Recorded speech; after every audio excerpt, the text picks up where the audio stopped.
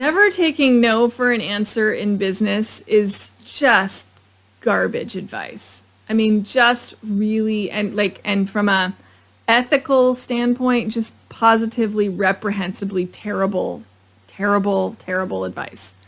Here's why.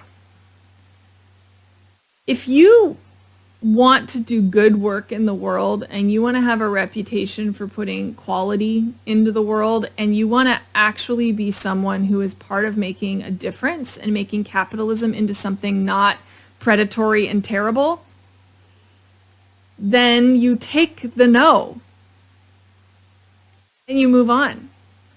There is always another human being whose problems you can solve. Always. You can spend the same amount of time moving on to somebody else who might say yes as you can manipulating the person in front of you and continuing to push on all of their pain points until they say yes, until they feel like they have no choice but to say yes, and then they walk away going, what the fuck just happened? Think about like if it was in any other setting except business. Never taking no for an answer gets you arrested. If you wouldn't say it in your regular life, don't say it in your business. If you wouldn't behave that way in your regular life, don't behave that way in your business.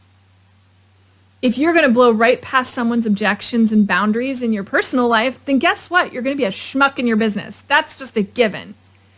But if you would never do that in your personal life, if you are somebody who respects boundaries and pays attention to someone's limits and always takes no for an answer because that person has agency and they're a fully baked human being separate from you and they are allowed to say no, don't behave like someone else in your business. Behave like you.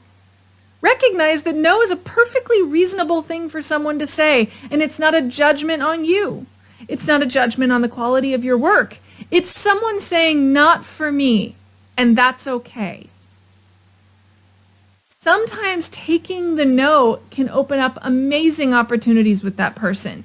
You can say, thank you so much for your time. I really hope we can keep in touch. I enjoyed our conversation.